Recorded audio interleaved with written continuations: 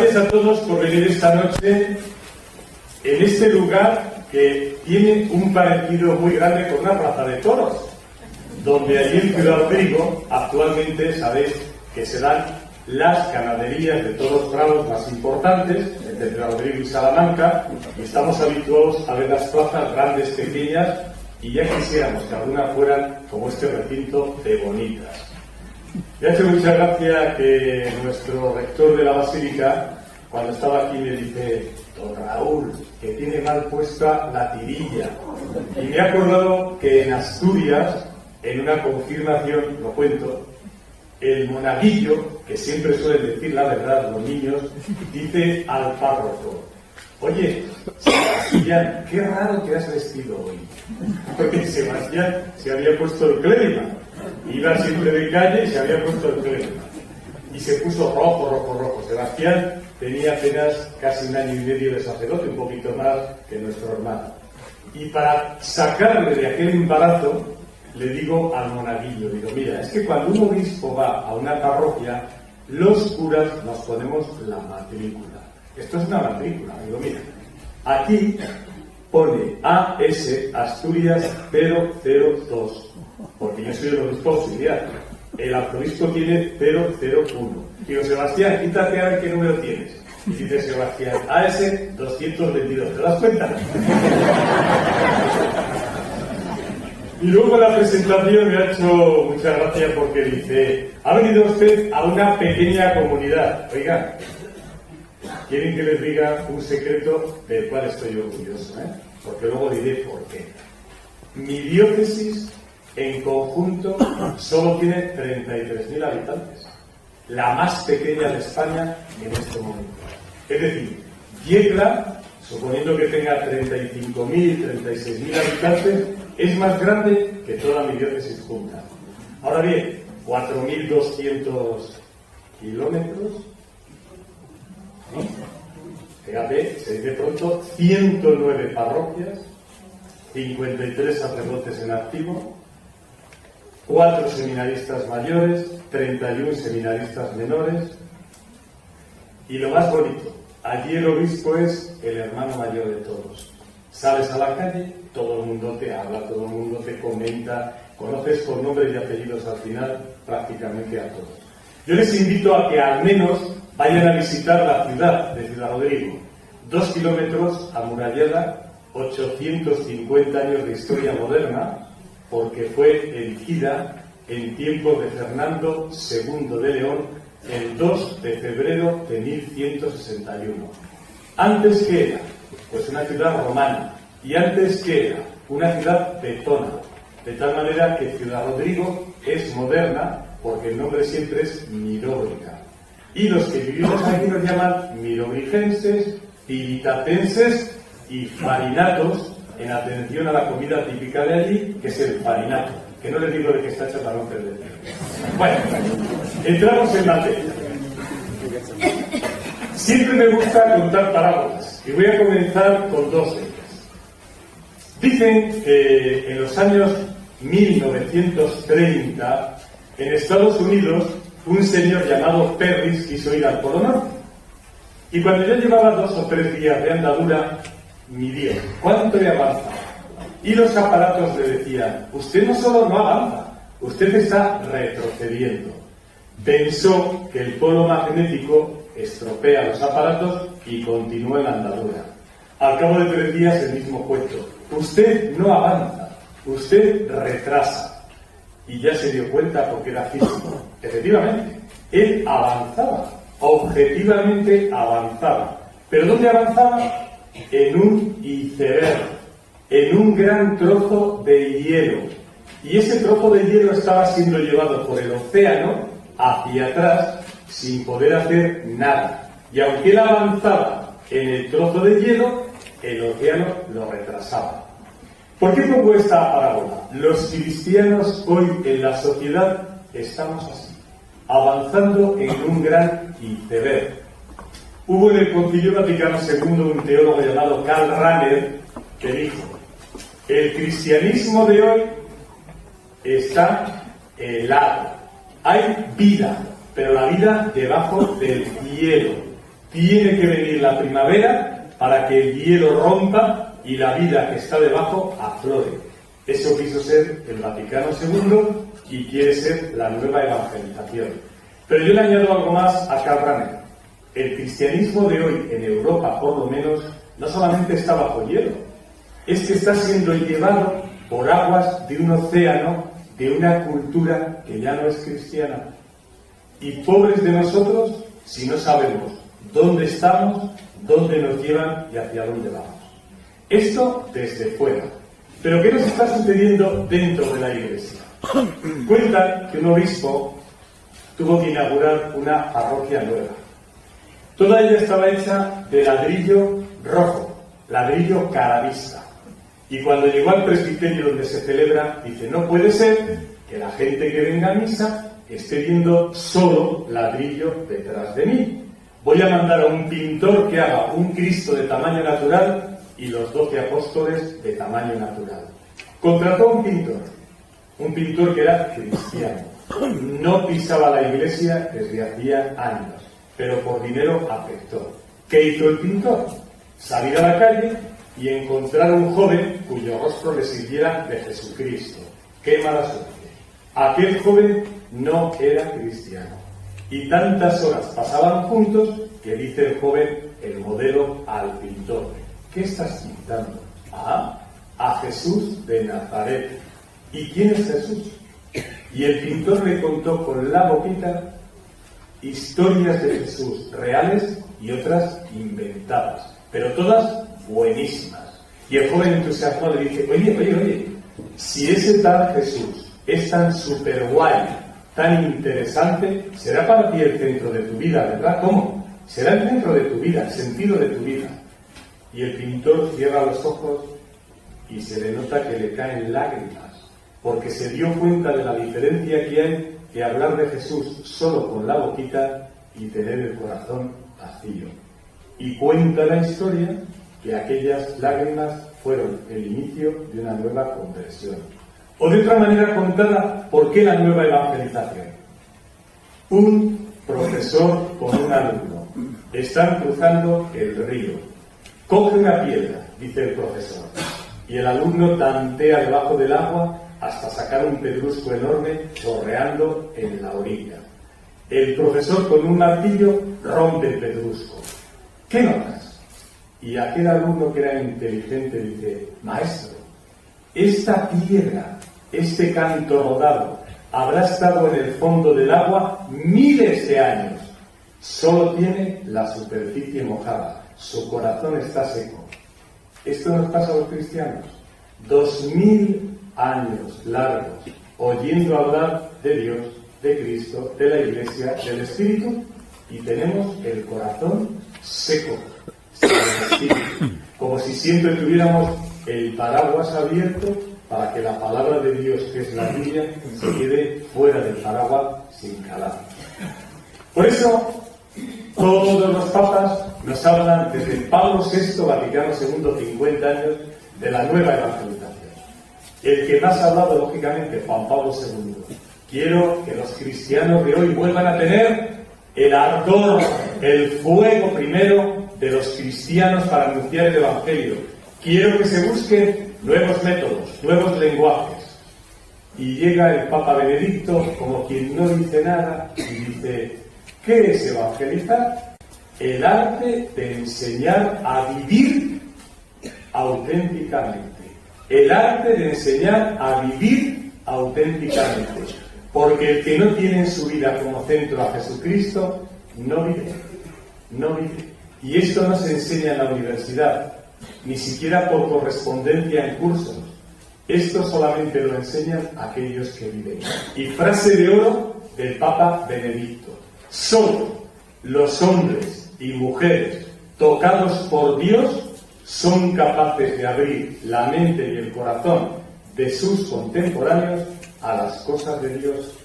Solo los hombres y mujeres tocados por Dios son capaces de abrir la mente y el corazón de los contemporáneos a las cosas de Dios. Yo tengo una gran suerte en mi vida. Una hermana fundadora, la Madre Verónica, con el monasterio de clausura más grande de Europa, 250 hermanas. ¿Qué pastoral vocacional hace? Ninguna. Cada semana cerca de 500 jóvenes, chicos y chicas, van allí. Rezan, hablan, cantan, dialogan, y algunos de esos jóvenes, ellos y ellas, dicen, yo quiero vivir eso. Y cuando lo están viviendo dicen, ¿esto es tener vocación? Pues entonces yo tengo vocación. La vida por delante. Donde hay vida, la vida se contagia. Y finalmente llega el Papa Francisco y nos dice, quiero que se hable no de nueva evangelización, que el Papa solo ha hablado 2 o 3 veces en estos meses. Quiero que se hable de conversión pastoral. Es decir, yo no quiero teorías, la nueva evangelización, que cuando los curas lo oyen se ríen, cuando los religiosos lo oyen son un poquito más escépticos, pero menos que los curas. Los laicos todavía siguen creyendo en la nueva evangelización, pero sigue siendo muy teórico, salvo lo del Papa Benedicto, el arte de vivir. Por eso el Papa Francisco no quiere hablar de nueva evangelización, quiere conversión pastoral, es decir, la evangelización en activo. Quiere que de verdad demos el paso a ser evangelizados para evangelizar. Y eso supone autenticidad de vida y supone una iglesia, como él dice, de puertas abiertas. No solamente para que la gente entre, sino para que yo salga a la periferia, allí donde nunca van a entrar las personas en la iglesia si yo no voy.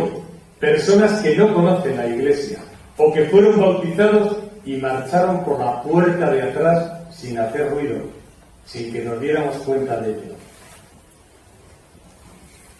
Y dice el Papa más, mujeres, si vosotras en casa dejáis un año cerrada una habitación, al cabo de un año cuando la abrís, ¿a qué huele la habitación?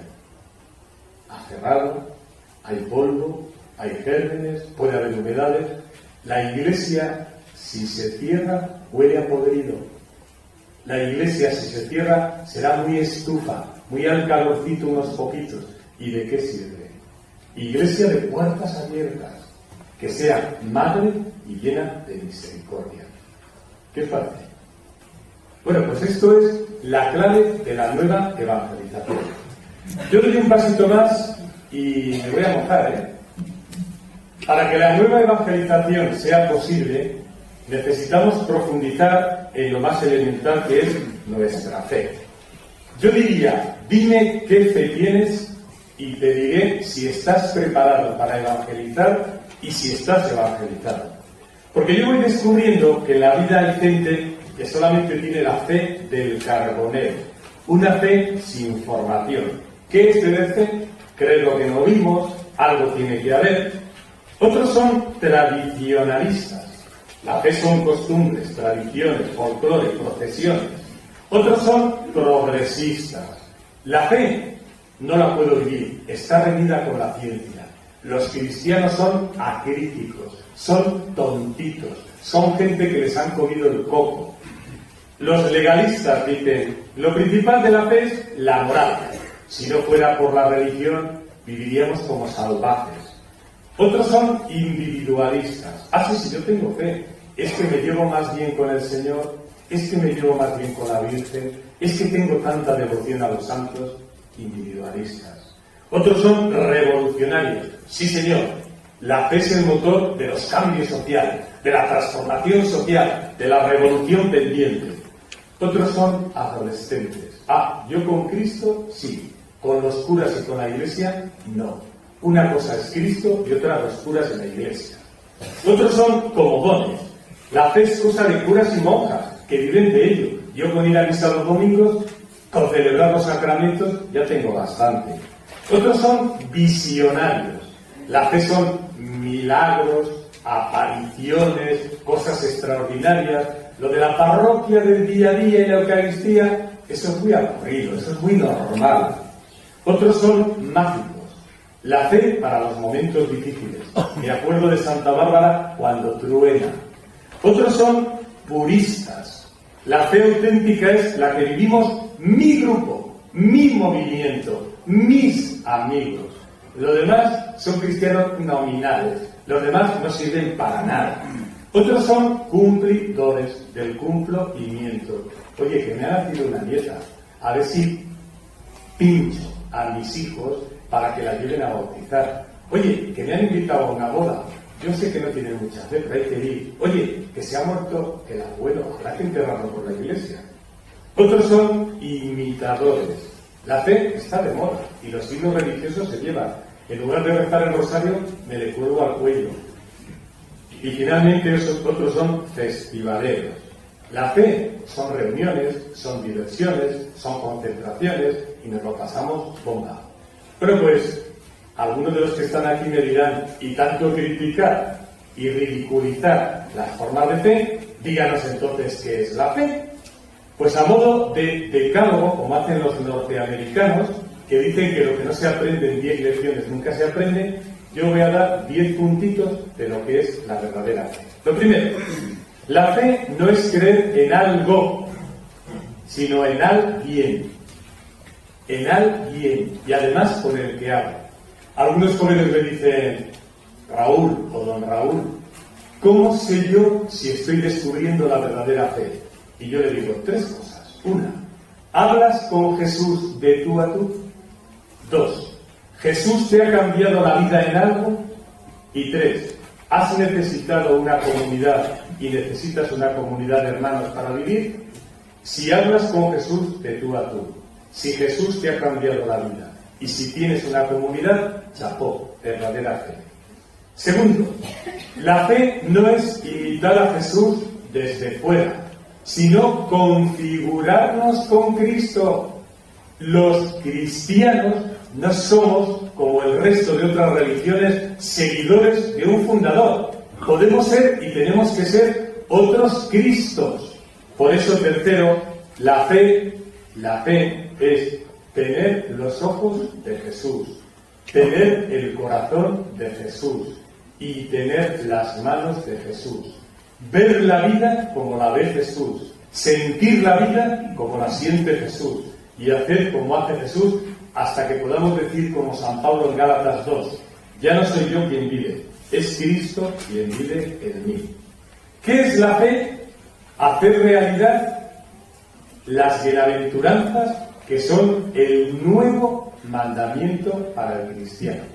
Si yo pregunto, y voy a hacer la prueba, que respondan, ¿cuál es el primer mandamiento para un cristiano? ¿Cuál es el primer mandamiento? Venga, dígalo.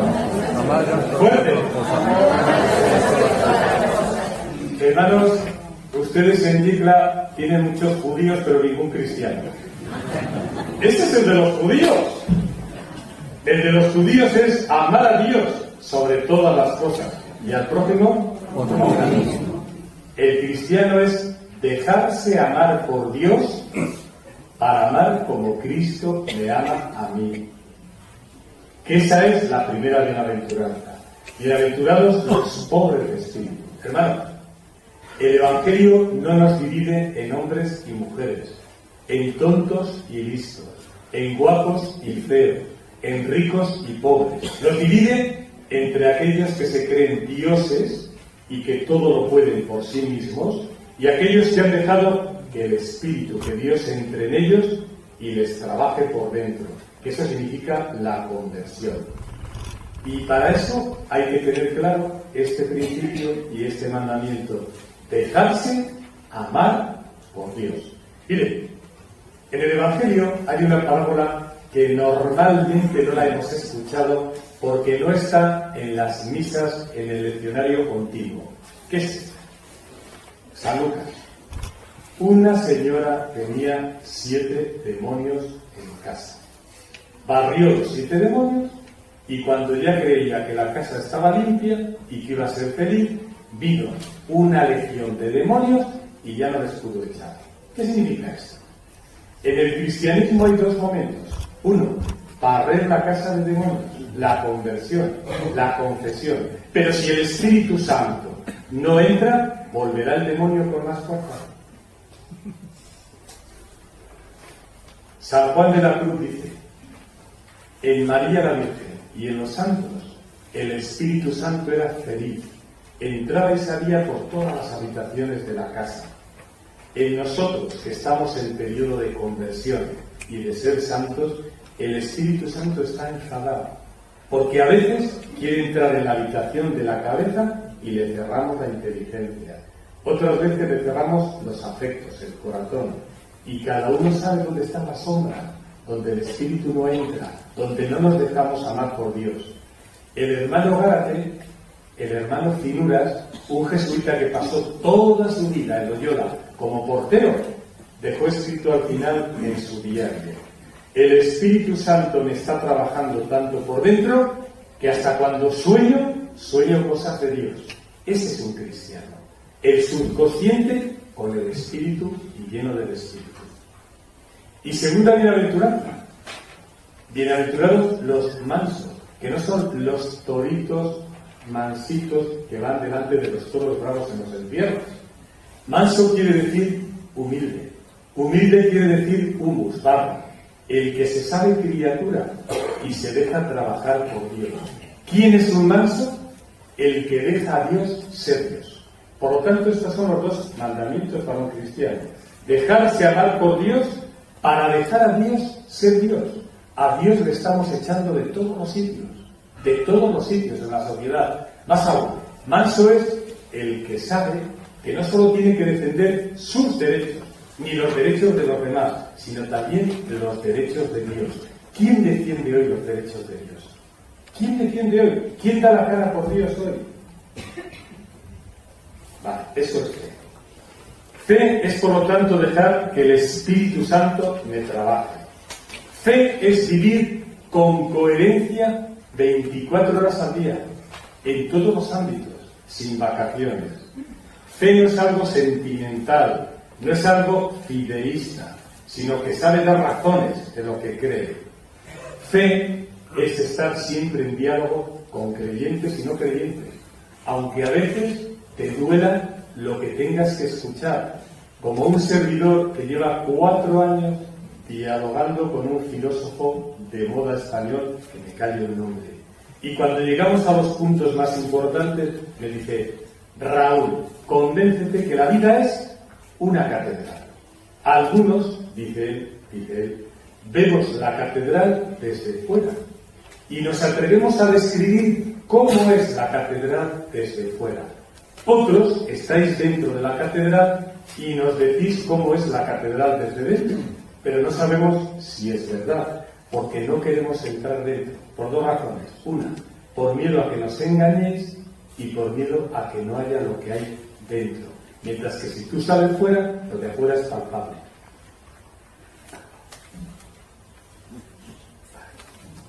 ¿Qué es fe?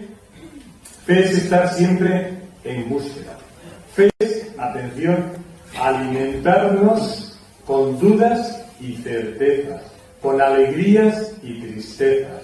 Porque en el tema de la fe, atención, nunca crecemos así, sino así. Hay momentos de oscuridad y momentos de luz. Momentos, vuelvo a decir, de alegría y de tristeza. Momentos, vamos a utilizar la palabra técnica, de consolación y desolación. Y finalmente, ¿qué es tener fe? Es vivir la fe en comunidad eclesial. Yo, cuando me hablan de la iniciación de los niños, me gustaría, y ojalá lo pudiéramos poner en práctica ya en Ciudad Rodrigo por lo menos, me gustaría tener esta experiencia. Mire, que la iniciación cristiana, la de los niños, se hiciera en la familia de sangre, como iglesia doméstica. Que los padres fueran los catequistas de todo el proceso de iniciación, para que los padres puedan crecer con el niño. Y cuando ya el niño está iniciado, se le entrega a la otra gran familia de fe, para hacer de verdad el catecumenado en serio. Pero lo primero tendría que ser la familia.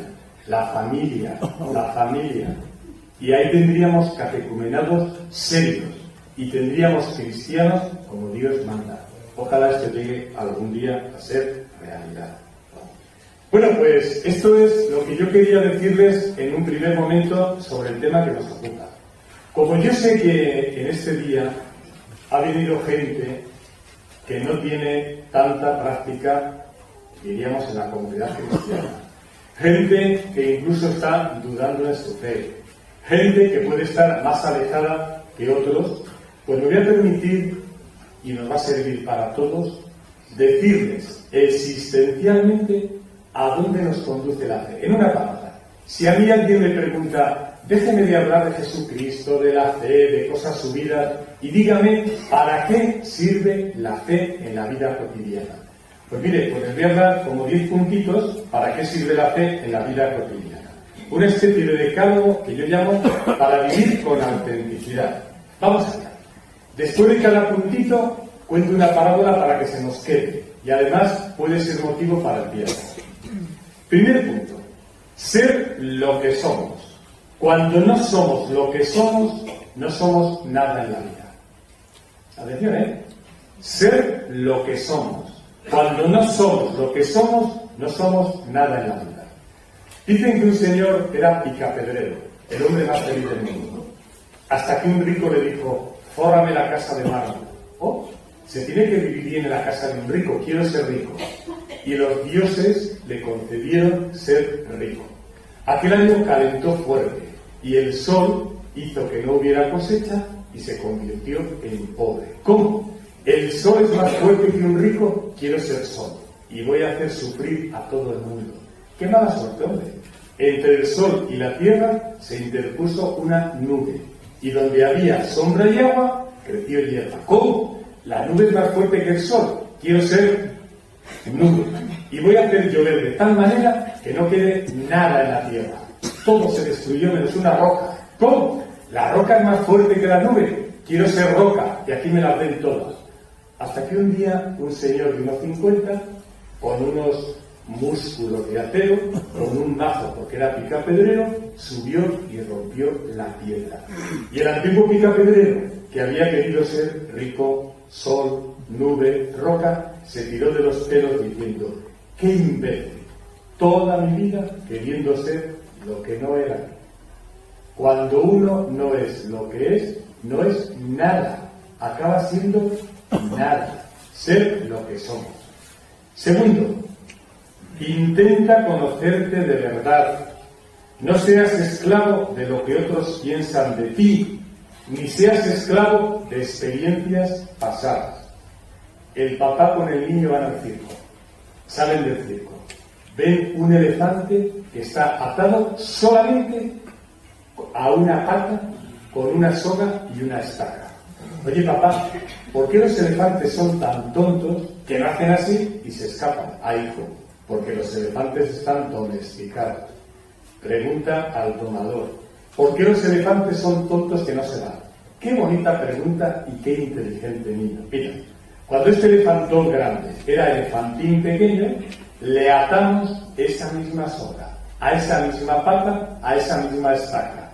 Y cada vez que se lo ponemos, aunque sea grande, tiene metido aquí en la cabeza y aquí en el corazón que no puede escaparse y no lo intenta. ¿Cuántas veces en la vida somos esclavos de experiencias negativas y de lo que otros nos han ido apuntando con el dedo? Y vivimos no con la imagen correcta de nosotros mismos, sino con lo que otros dicen que somos o con las experiencias que nos atan. Tercero, vive la vida con pasión. Con pasión. A estas alturas de mi vida, aunque todavía no sea totalmente mayor, pero ya tengo edad, me doy cuenta que la pasión erótica, aunque es muy fuerte, no es tan fuerte como la pasión política. Y un político vive el erotismo de la política. Pero a su vez, la pasión política no es tan fuerte como la pasión intelectual. Y un investigador vive con más pasión la vida que un político y que una persona normal. Pero a su vez, la pasión artística es más fuerte que la pasión intelectual, que la pasión política y que la pasión erótica. Pues a su vez, la pasión mística, la búsqueda sincera de Dios, es más fuerte que la artística, más fuerte que la intelectual, más fuerte que la política y más que la erótica. Y ahí va la palabra. 3 mariposas en la noche ven una bombilla y una otra dice, ¿qué es eso que parece el sol pero no es el sol? Entra la primera mariposa y sale Oye, eso ciega. La segunda mariposa entra, cierra los ojitos. Oye, eso quema. La tercera mariposa cierra los ojos, se acerca, se pega a la bombilla. Solo la tercera supo lo que era la bombilla, la que ardió con la bombilla. Esto pasa en la búsqueda de Dios. Unos, cuando se acercan a Cristo, dicen, oye, Cristo ciega, te hace cambiar de vida. Otros dicen, estoy dispuesto a cambiar de vida. Oye, que Cristo quema, que si le das la mano, te pide el brazo. Le das el brazo, te pide el corazón. Le das el corazón, te pide la cabeza y la persona. Solo algunos se atreven a arder con el fuego de Cristo, con el amor de Cristo, con la pasión de Cristo, y han encontrado la vida completamente realizada. La gente más feliz y más apasionada. Cuarto, aprende a valorar siempre lo positivo y descubriendo cuál es la clave para ser feliz. Yo no creo en la felicidad en abstracto. Creo en hombres y mujeres que son felices. Y todos tienen tres notas. Lo primero, la unificación personal. Que lo que piensa la cabeza, lo siente el corazón y lo hacen las manos. Que lo que siente el corazón, lo está pensando la cabeza y lo hacen las manos. Que lo que hacen con las manos, lo siente con el corazón y lo piensa con la cabeza. Fruto de la unificación, vive en el presente. El presente, el pasado pasó y el futuro, ¿quién puede decir algo? Y fruto de estar unificado y vivir el presente, la única palabra que hay en su boca es gracias, Señor, si tienes fe, y gracias, vida, por lo que me has dado. ¿Cuál es lo más difícil de las tres cosas? Vivir el presente. Cuentan que un señor llegó a una ciudad, entró en el cementerio y salió horrorizado. Oiga, ¿qué ha pasado en este pueblo? Ha habido una peste. Hay muchos niños muertos, ¿verdad? No, ¿por qué lo dice? Hombre, que ese cementerio está lleno de niños. Que no, hombre, no, que es el cementerio de pueblo. Que no, mire las lápidas. Aquí está enterradito fulanito de tal, 2 años, 3 meses, 4 días. Fulanita, 1 año, 5 meses, 20 días. No, mire. Es que nosotros, cuando enterramos a la gente, no ponemos la edad biológica. 12 años, 13, 20, 80, sino los días que han sido conscientes de haberlos vivido en plenitud. La vida nos vive. No vivimos el presente. La vida nos vive. Y por eso no somos felices. Quinto, no vivas al límite, arrastrando las zapatillas, bajo el síndrome del drogadicto. Vive rápido, muere joven, ten un cadáver bonito. No seas coleccionista de historias cortas y que no dejan huella. Y sobre todo, no caigamos en la neurosis de los buenos, la de limón exprimido. ¿Qué quiere decir eso? Nos situamos en Palma de Mallorca. Allí había un psicólogo jesuita. Y una señora de 60 años, Margarita, dice, oye, Peter, ¿qué me pasa? Tengo 60 años. Soy gerente de una empresa. Un marido excepcional. 2 hijos casados. Nietos formidables. Yo misma estoy en Cáritas en la parroquia. Pero llevo 3-4 años con un vacío aquí. ¿Será que empieza a estar deprimida? Dice, no, Margarita. Tú has caído en la neurosis de los buenos. La del limón exprimido. Tú que eres ama de casa, ¿qué haces con el limón? Pla, pla, pla, pla. Y cuando no queda ni jugo ni pulpa, a la basura. Así hace la vida con los buenos. Os exprimen, os exprimen, os exprimen, os exprimen, os vacían y cuando estáis vacíos os tiran a la basura. ¿Y qué tengo que hacer? Terapia. Para empezar, ¿a qué hora te acuestas y a qué hora te levantas? Me acuesto a las 12 y me levanto a las 8. Acuéstate a las 11 y levántate a las 7. ¿Y qué vas a hacer de 7 a 8? Reza, pasea, escucha música, lee, escribe a quien hace tiempo que no lo has hecho. Cárgate las pilas, quiérete a ti mismo. No te quedes sin jugo y sin pulpa. Y a partir de ahí, dedícate a cultivarte. No seas solo personaje. No seas solo mamá, no seas solo trabajador, sé persona. Sexto, respeta tu ritmo de crecimiento y respeta el ritmo de los demás. Tú no quieras que los demás sean como tú. Yo me doy cuenta que en la vida hay gente que son catedrales, que tienen una fuerza de voluntad tan enorme que una semana dice, yo esta semana me propongo ser sincero, esta semana más casto, esta semana más solidario. Van edificando piedra a piedra un edificio personal que dices, qué orgullo de persona. Otros son como conchas que caen en el mar vacíos, pero tienen algo muy grande. Dejan que se les peguen las algas, los líquenes, y al final esa concha, que no era más que concha vacía, se convierte en una obra de arte, porque han descubierto lo positivo de los demás. Otros son rocas, vienen a este mundo inteligentes, guapos. ¿Y qué? Pero eres una roca. Necesitas la lluvia, el viento, la nieve y la mano del artista que haga de ti una escultura, una obra de arte. Y otros son semillitas que vienen tontitos, feuchos, sin valores, enterrados en la arena de la vida. Pero tienen una virtud. Chupan el agua, los nutrientes, van echando raíces y al final crecen como una planta hermosa. Respeta cómo es cada uno y su ritmo de crecimiento. Y atención a lo que voy a decirte. Date siempre a ti una oportunidad. Dicen que llegó una maestra a una escuela. Margarita, si tú siempre eres buena, por dentro estás blanca, blanca, blanca. Si eres mala, estás negra, negra, negra. ¿Cómo estás, señorita? Como las pedras, a rayas.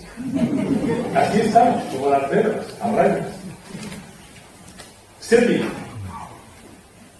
atrévete a integrar los contrarios desde la fe y a besar tus miedos desde la fe. ¿Qué quiere decir integrar contrarios? Mire, si nosotros fuésemos una línea de 0 a 100, yo no soy el 50, que eso es un flemático, una persona que vive sin pasión. Yo soy el 0 y el 100. ¿Por qué? Porque en la vida tengo que vivir en pobreza y en riqueza, en salud y en enfermedad, en soledad y en compañía, en momentos de mucha fe y momentos de mucha duda, en consolación y en desolación, en oración y en actividad. Los contrarios integrados. Y además hay que besar los miedos. Atención a lo que voy a decir. San Francisco de Asís va con el hermano León por la noche a un convento. Empieza a llover. Se tienen que meter en una cueva. León duerme. Francisco empieza a temblar. Se le oye que los huesos le crujen, los dientes le rechinan. Se despierta León. Padre, padre, padre, ¿qué te pasa? Nada, hijo. El Señor me va a quitar el último miedo que tengo en la vida para ser libre. Amanece, sale y se escucha una esquilita. Era un leproso que venía a su encuentro. Cuando ya está delante, Francisco, como le ve desnudo, se quita su hábito y le viste al leproso. Le abraza y le da un beso en la boca y le dice al hermano León, Francisco de Asís no tenía miedo en la vida a nada. No tenía miedo al hambre, a la sed, a la enfermedad, a la vejez, a la muerte. Solo tenía un miedo, dar un beso en la boca a un leproso. El Señor me lo ha concedido, soy la persona más libre del mundo. Atención, ¿cuántas cosas en nuestra vida están sin besar? Y no nos dejan crecer, y no nos dejan ser libres. ¿Cuántas cosas? Besar los miedos. Vamos a acabar. No renuncies a encontrar los valores auténticos. Miren, las comunidades y las familias se dividen en tres. Los yoístas, donde familias y comunidades y parroquias solo se oye una palabra, yo, y aquello es un club de solterones y solteronas. Tú haz tu vida y yo hago mi vida. No te metas conmigo y yo me meto contigo. Al final no hay parroquia, no hay comunidad, no hay familia. Otras son legalistas. La norma, la regla, por encima de todo. Y al final acaban las personas pisadas. Y otras son comunidades, familias, parroquias, donde se han descubierto los valores. ¿Cuáles son los dos valores? Yo digo que todo el mundo tendría que tener una moneda con dos caras, rey y reino. Quiero cristianos que tengan relación con Cristo, personal, y quiero cristianos que a la vez hagan las obras del reino. No quiero cristianos muy místicos, muy espirituales, pero solo relación con Cristo y no se nota nada en la vida. Como tampoco quiero cristianos muy comprometidos, pero a la hora de la verdad sin ninguna relación con Cristo. Rey y reino, Cristo y la vida. Y de esto de valores les cuento lo siguiente. Dicen que Ulises, cuando navegaba, un griego, y pasaba por dos islas que se llamaban Escila y Caribdis, donde había sirenas, mitad mujer y mitad monstruos, les decía a los marineros: cuando pasemos por Escila y Caribdis, los que quieran escuchar los cantos de sirenas, para que no se tiren y les coman, que se aten a las maromas del barco. Y los que no quieran escuchar, que se pongan tapones, y pasamos como en Escila y Caribdis, como se puede pasar por cualquier sitio. Levanta la mano un marinero y dice: hay otra solución. ¿Cuál? Ya lo verás. Llegan a Escila y Caribdis. Unos marineros se atan para escuchar los cantos de sirena. Otros se ponen tapones. Y Orfeo, que era músico, saca la lira y empieza a tocar una melodía más bonita que la de las sirenas. Y son las sirenas, las malas sirenas, las que, atrapadas por la melodía hermosa, chocan contra el barco y las malas se destruyen. ¿Qué quiere decir esto? Hay cristianos que van en este mundo atados. ¡Qué malo es el mundo! Yo no puedo hacer nada. En otros tiempos, ¿cómo vivían? Y van por las maromas. Otros cristianos van con tapones en los oídos y orejeras y tapados los ojitos. Sí, yo vivo, pero vivo solo en mi mundo. Y hay otros cristianos que anuncian una melodía más hermosa que lo que la realidad en la que tú te mueves trata de engatusarte. 9. Sé para los demás Pigmalión y joyero, siempre positivo. Y esto el Papa Francisco nos lo repite 1000 veces. ¿Quién era Pigmalión? Un escultor griego. Un día hizo una Venus de mármol de tamaño natural y dijo: si tú en lugar de ser mármol fueses carne, eras mi esposa. Y tanto lo deseó que los dioses dijeron: conviértete en carne y va a ser tu esposa. ¿Qué es eso de Pigmalión hoy? Mire, mentiras y falsedades, por desgracia, dan verdades. Un banco con B de dinero, paria, se empieza a decir que está en ruina, en fracaso. La gente se lo cree, saca sus fondos y aquel banco se hunde. Traducido a personas, yo a una persona le digo: tú eres tonto, malo, feo desde niño, y al final es tonto, malo y feo. Pigmalión positivo. Cree de verdad en una persona. Apuesta por una persona que, aunque no tenga en ese momento los valores que tiene que tener, acabará teniéndolos. Dos ejemplos: Mi Fair Lady o La Violetera, Sara Montiel. ¿Recordáis la película? Está en la puerta de la ópera vendiendo cigarrillos y violetas. Dos señoritos de la alta sociedad pasan. Uno dice: esta va a ser mi mujer el año que viene. ¿Pero qué dices? Es una mujerzuela. Si no tiene cultura, si no es nadie. La enseñó a leer, la enseñó buenos modales, apostó por ella y libremente dijo la violetera: quiero ser tu mujer. Dicen que en Estados Unidos, en una gran empresa de informática, IBM, hay un ejecutivo alto que es negro. Cuando este negrito tenía 17 años, era el barrendero de aquel sitio. Un blanquito le dice: ¿qué vas a ser de mayor? Lo que estoy siendo, barrendero. ¿Quieres ser alguien en la empresa? ¿Cómo? Le enseñó a leer, a escribir, a programar, y hoy es un jefazo. Y yo pregunto a los que somos creyentes: ¿quién es nuestro gran Pigmalión? Jesucristo. Si no hubiera sido por Jesucristo, por 1, 2, 3, 20 veces nos levanta, ¿dónde estábamos? Por eso, además de Pigmalión, tenemos que ser para los demás joyeros. Un psiquiatra está en su despacho, se abre la puerta, un joven viene con la autoestima por los suelos, se pone delante, quiero que me ayudes, no puedo. ¿Por qué? Porque no tienes dinero para pagarme. Ya, ¿y qué puedo hacer? Mira, ¿ves este anillo? Hoy es día de mercado. Vete y a no ser que te den una moneda de oro, no lo des a los mercaderes. ¿Quién me compra el anillo? ¿Cuánto quieres? Una moneda de oro. Los mercaderes lo ven y dicen, oye, chaval, tú nos estás tomando el pelo.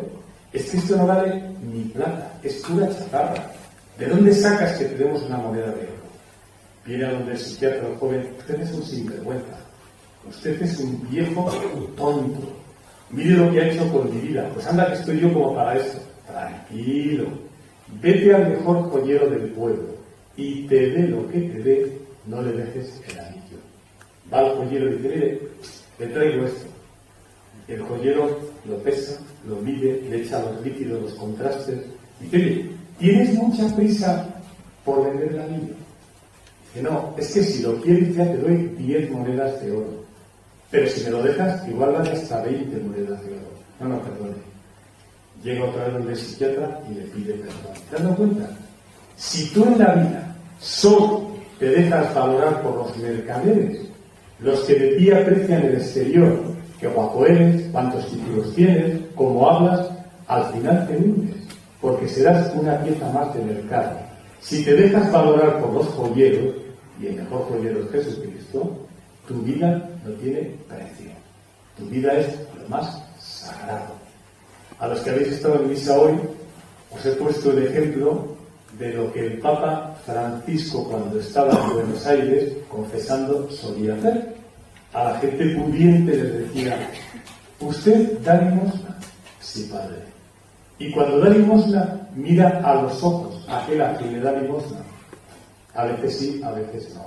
Y cuando usted le da limosna, le tira la limosna, pues se la entrega en la mano. ¿Por qué me lo dice esto, padre? Porque quien tienes delante no es solamente imagen de Dios por haber sido creado.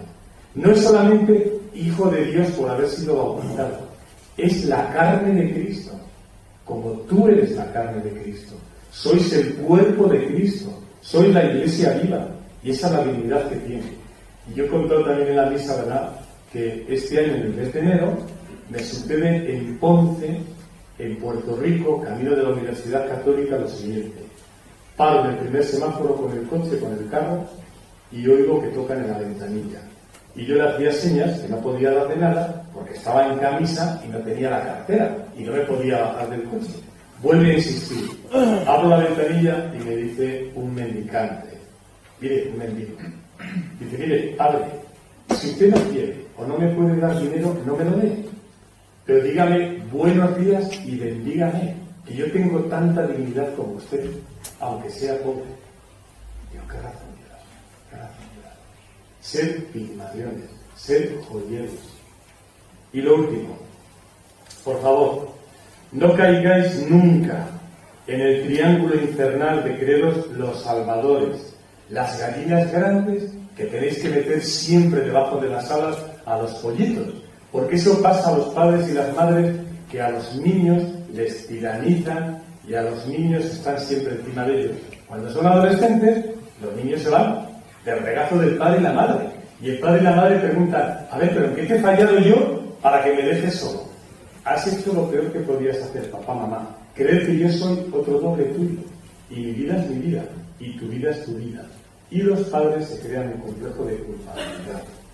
Tampoco vayáis por la vida de víctimas. A mí nadie me entiende, nadie me comprende, soy el patito feo, la lluvia negra, porque al final os convertís en resentidos crónicos. Y tampoco vayáis por la vida de prepotentes. Yo soy la máquina del tren que va a tirar de todos los vagones. Pase lo que pase, siempre en quinta marcha. Cuando un coche va en quinta marcha, al final se quema el motor si va siempre en quinta marcha. Se quema el motor y se queda solo. Y te conviertes en un agresivo. Por lo tanto, ojo, por lo tanto, ojo. Tener fe, ¿para qué sirve? Y acabo con esto. La última encíclica del Papa, la última del Papa Benedicto, la primera de Francisco, es Lumen Fide, la luz de la fe. Quienes tenemos fe, no tenemos ventajas, sobre los que no tienen fe en la vida. Vamos a sufrir las mismas enfermedades. Vamos a pisar los mismos barros. Vamos a pasar las mismas dificultades. Entonces, ¿para qué la fe? La fe es una luz. La fe es una linterna. Y no es lo mismo en la noche y en la oscuridad saber dónde estás pisando y viendo lo que pisas que no tener ni siquiera la luz y la esperanza para ir por la vida de esa manera. Lumen fidei, la luz de la fe. Así lo dice el Papa también. Y voy a acabar con una parábola que a su vez es una poesía. Me la contaron cuando yo tenía 15 años. Y os puedo decir que me ha marcado toda mi vida. Es una poesía de León Felipe, un poeta maldito, un poeta que en tiempos de la guerra civil tuvo que exiliarse, un poeta que regresó y un poeta que como nadie ha reflejado la realidad de la España de hoy desde los años 30 hasta que falleció cerca del año 80. Dice así: había una vez un hombre que tenía una doctrina escrita que guardaba en el pecho, junto al pecho, no dentro del pecho. Una doctrina escrita que guardaba en el bolsillo interno del chaleco. Y la doctrina creció y tuvo que meterla en un arca de cedro, como la del Viejo Testamento. Y el arca creció y tuvo que llevarla a una casa muy grande. Y entonces nació el templo. Y el templo creció y se comió el arca, la doctrina y al hombre que guardaba la doctrina escrita en el bolsillo interno del chaleco. Luego vino otro hombre, Jesucristo, que dijo: el que tenga una doctrina, que se la coma antes de que se la coma el templo, que la vierta en su sangre, que la haga carne de su carne, y que su cuerpo, su persona, sea bolsillo, doctrina, arca y templo. Jesús dijo a la samaritana: en el futuro no me adoraréis en casas hechas por manos humanas, sino en espíritu y en verdad. Vosotros sois templos vivos. Vosotros sois existencias eucarísticas. Vosotros sois el Cristo vivo. Sus ojos, sus labios, su corazón, sus manos y sus pies. Corrín corrado, este rollo se acaba.